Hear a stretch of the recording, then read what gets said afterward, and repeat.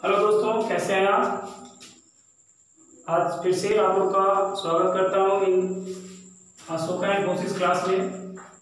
आज हम पढ़ेंगे जीवधारियों के लक्षण के बारे में। किसके बारे में पढ़ेंगे? जीवधारियों के लक्षण के बारे में हम पढ़ेंगे।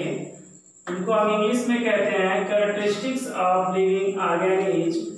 तो आज हम पढ़ लेते हैं बच्चों जीवधारियों के लक्षण के बारे में, क्योंकि किसी भी जीवधारी का लक्षण होता है,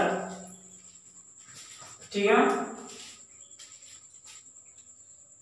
ओके, तो आइए हम चर्चा कर लेते हैं जीवधारी के लक्षण के बारे में।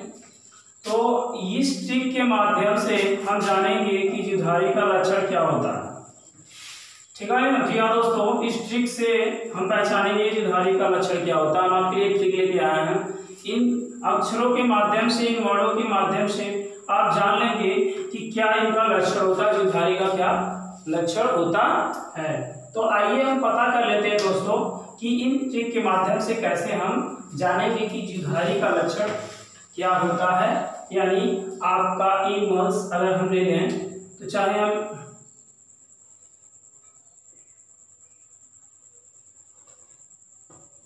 एनिमल्स की बात करें,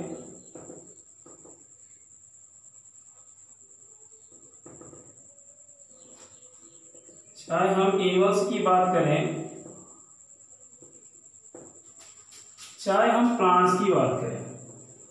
दोस्तों ध्यान दीजिएगा यहाँ पे, चाहे हम एनिमल्स की बात करें, चाहे हम प्लांट्स की बात करें, जनरली ये जीवधारियाँ होती हैं, प्लांट्स और एनिमल दोनों होते हैं यहाँ पे, ठीक है। तो प्लांट्स और एनिमल्स दोनों होते हैं दोस्तों। तो आप दोनों की चर्चा करेंगे कि ये सजीव हैं। क्या है? सजीव हैं। तो जीवधारियों सजीव होती हैं, और सजीव क्या होता है? दो प्रकार का होता है, प्लांट्स भी हो सकता है, एनिमल्स होता है, और छोटे छोटे जीव भी हो सकते हैं।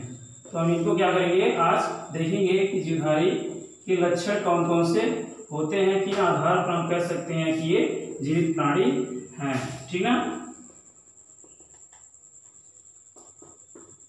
ठीक है दोस्तों, तो एनिमल और प्लांट्स को हम देखेंगे, इनका लक्षण क्या होता है, ठीक है जी हाँ दोस्तों। तो आइए देख लेते हैं कि ये जो जीवधारी होते हैं वो कौन कौन से होते हैं। तो हम देखेंगे कि जीवधारी जो होते हैं कौन कौन से होते हैं। तो आइए तो हम देख लेते हैं, ठीक है। तो ये जुगलीना है। क्या दोस्तों? जुगलीना है। ये प्रोटोजोआ संघ का प्राणी होता है। ये बहुत ही सूक्ष्म होता है, जिसको हम सूक्ष्मदर्शी की सहायता से देखते हैं तो इस प्रकार की संरचना हमें दिखाई देती है। ये सूक्ष्म जीव होते हैं। प्लांट की बात करें तो ये प्लांट्स, बड़े प्लांट्स को जो शाखीय प्लांट या काष्ठीय प्लांट्स जो होते हैं उनकी हम चर्चा करें तो ये भी क्या होते हैं? जीवधारी होते हैं। क्या होते हैं? जीवधारी होते हैं, ठीक है दोस्तों। हम इन प्लांट की चर्चा करेंगे, किसमें? जीवधारी में। तो बात आती है इनके कैसे, इनके आधार पर, पौधों के कैसे आधार पर हम कहेंगे इनका लक्षण क्या है, और जंतु का क्या लक्षण होता है। तो हम किसको, अमीबा को क्या बोलते हैं? एनिमल्स। इसको हम क्या बोलते हैं? प्लांट्स बोलते हैं, ठीक है दोस्तों। तो आइए इन दोनों को, ठीक है, दिख रहा है दोस्तों? ओके, तो आइए एलसी के माध्यम से, सर एलसी का मतलब क्या होता है, यहाँ पे लिखिए, यहाँ पे एलसी का मतलब क्या होता है।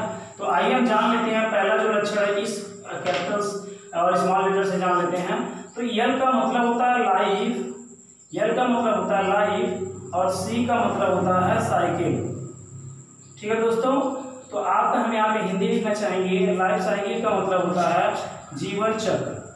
तो दोस्तों घबराने की जरूरत नहीं है, हम आराम से समझाएंगे। तो जीवन चक्र क्या होता है, इन जीवन चक्र के माध्यम से हम जानेंगे कि जीवधारियों का क्या होता है, एक लक्षण होता है। तो जीवधारियों में जीवन चक्र होता है, जिनके कारण हम ये कह सकते हैं कि ये जीवित प्राणी या ये लिविंग ऑर्गेनिज्म है, ठीक ना।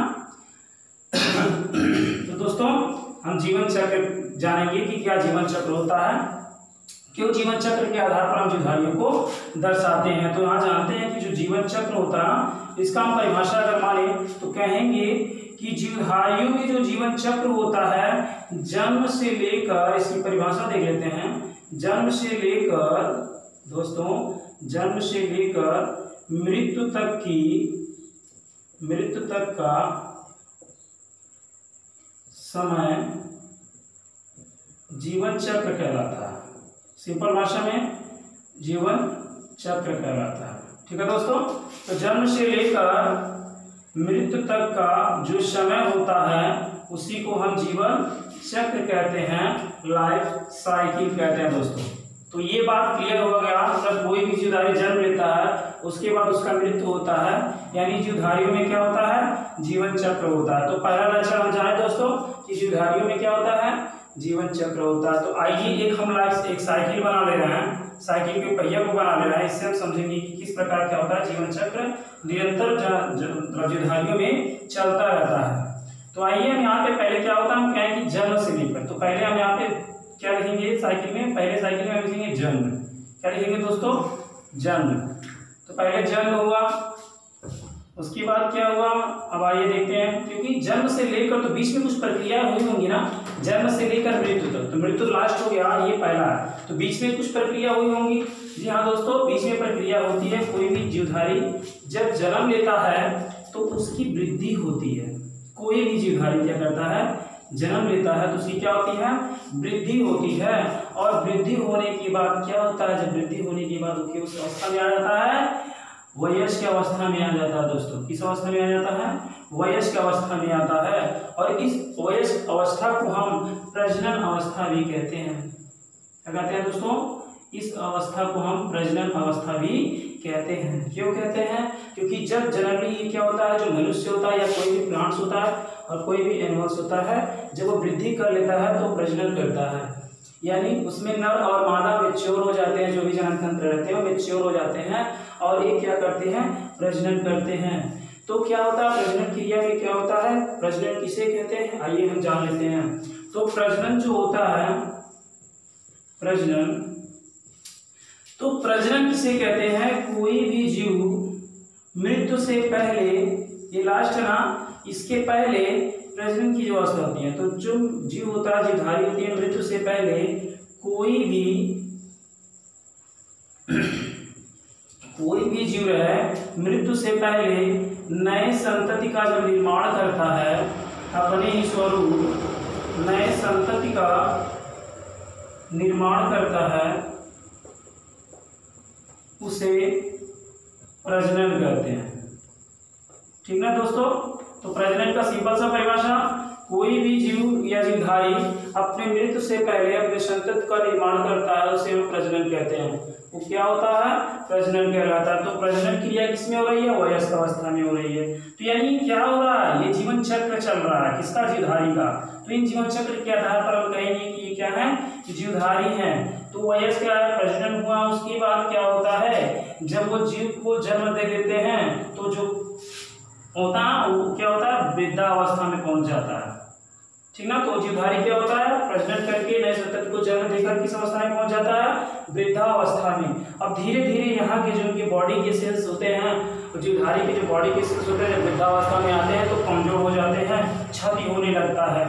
किसका क्षति होने लगता है, कोशिका का क्षति होने लगता है। वृद्धावस्था में बात किसका होता है, कोशिका का क्षति होने लगता है। ठीक है, अब जब कोशिका का क्षति होता है, कोशिका खराब होती हैं, कोशिका जब खराब होंगी तो पूरी तरह से हम कहेंगे कि एक अवस्था ऐसा आता है जब पूरी तरह से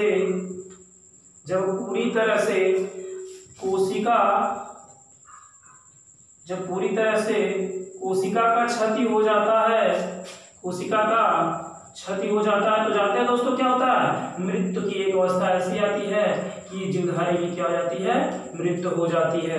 तो ये 5 अवस्थाओं में हमने देखा कि जीवधारी का जीवन चक्र कैसे चलता है। ठीक है दोस्तों, तो कोई भी जीवधारी जन्म लेता है उसकी वृद्धि होती है, वृद्धि के बाद वयस्क अवस्था में आता है, वयस्क अवस्था में आकर प्रजनन करता है और प्रजनन क्रिया में क्या करता है, अपने स्वरूप संतति को जन्म देता है। उसके बाद ये क्या करता है, धीरे धीरे वृद्धावस्था में जाकर जब उनकी कोशिका का पूरी तरह से क्षति हो जाता है तो एक अवस्था आता है कि जीवधारी का डेथ हो जाता है, वह मर जाता है। लेकिन इसके पहले क्या कर जाता है, नए संतति का निर्माण कर जाता है, जिसके कारण फिर क्या करते हैं, नए संतति का निर्माण का मतलब जन्म लेते देता है। फिर जन्म के बाद फिर ऐसे प्रक्रियाएं चलती रहती हैं। वयस्क करता है जीवधारी, ये पीढ़ी दर पीढ़ी अभी तक जो भी जीवधारी हैं, जीवित हैं, तो इन्हीं का कारण है, जीवन चक्र का कारण है। ये क्या करता है, ये फॉलो करते हैं और अभी भी क्या करते हैं, मानव जाति हो या कुछ भी हो अभी भी जीवित हैं। बात करें डायनासोर की, तो धीरे धीरे क्या होते हैं, विलुप्त होते गए। तो ये कारण है कि उनका जीवन चक्र या उनका अनुकूल परिस्थिति, जो प्रतिकूल परिस्थिति थी, तो जो वातावरण होते हैं ना उनके अनुकूल जब नहीं रहते हैं तो क्या होते हैं, धीरे धीरे विलुप्त होते जाते हैं। तो जो भी अनुकूल और प्रतिकूल परिस्थिति होती हैं हम देख लेते हैं दोस्तों। उसके बाद दूसरा जो जीव के माध्यम से, तो लाइफ साइकिल आप लोग को समझ में आया होगा, ठीक है। तो आइए हम देख लेते हैं दोस्तों दूसरा क्या है।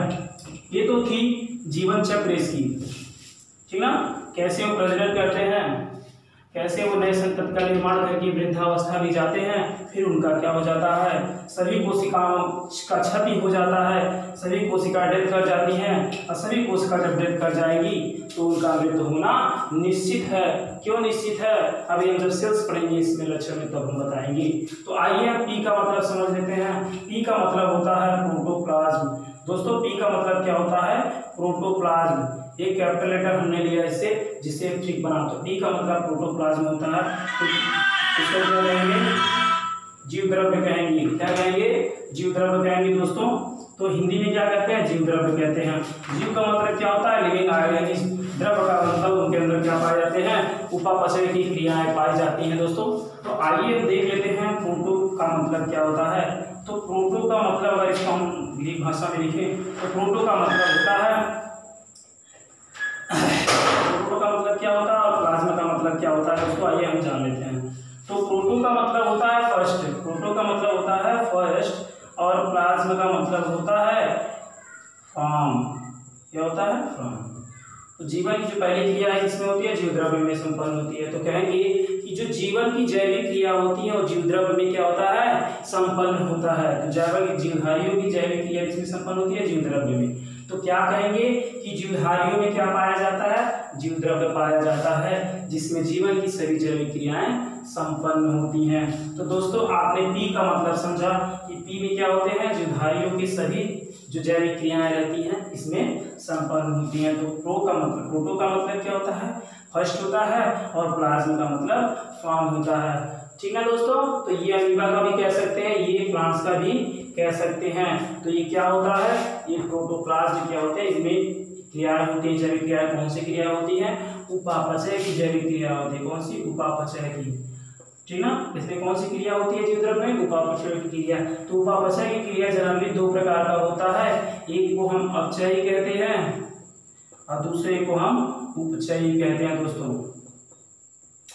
ठीक है ना। तो घबराने की जरूरत नहीं है, थोड़ा हम मार्कर ले लेते हैं, अभी हमारा तुरंत आ रहा है, आप लोग घबराइएगा नहीं, ठीक है दोस्तों। तो हम क्या करते हैं, ठीक है, मिल गया। तो अपचयी क्रिया और उपचयी क्रिया करते हैं। तो हम जनरली जानते हैं उपचयी क्रिया क्या होती है, अपचयी क्रिया क्या होती है। जब क्या करते हैं, सरल अणुओं से, जब क्या करते हैं, सरल अणुओं से जटिल अणुओं में जब क्या होता है, कोई भी पदार्थ, कोई भी अणु क्या होता है, सरल अणुओं से जटिल अणुओं में कन्वर्ट जब होता है तो उसे हम उपापचयी क्रिया कहते हैं। कैसे, तो उपापचयी क्रिया में क्या होता है दोस्तों, आइए जान लेते हैं। उपापचय क्रिया जो होती है इसमें सरल अणु, तो इसमें हम कह सकते हैं कि जो होता है ना फोटोसिंथेसिस क्रिया, जानते हैं आप लोग, फोटोसिंथेसिस, प्रकाश संश्लेषण, फोटोसिंथेसिस, ठीक है दोस्तों। तो फोटोसिंथेसिस की क्रिया होती है किसमें, जीव द्रव्य में, उपापचय में। फोटोसिंथेसिस की क्रिया किसमें होती है, और ये कौन सी क्रिया, फोटोसिंथेसिस। कहेंगे कि फोटोसिंथेसिस कौन सी क्रिया है, उपचयी क्रिया है। कौन सी क्रिया है, उपचयी क्रिया। इसको हम कहते हैं प्रकाश संश्लेषण। क्या कहते हैं, प्रकाश संश्लेषण, याद दोस्तों। तो ये प्रकार की कहते हैं, प्रकाश संश्लेषण करते हैं। और फोटोसिंथेसिस में क्या होती है कि जो CO2 और H2O आते हैं वायुमंडल से और क्या करता है, ये भोजन बनाते हैं, इनको हम बैलेंस करेंगे। और आगे तो किसका निर्माण हुआ, ग्लूकोज का। तो ग्लूकोज जो निर्माण हुआ वो कौन सी क्रिया है, जटिल क्रिया, जिसे हम कहते हैं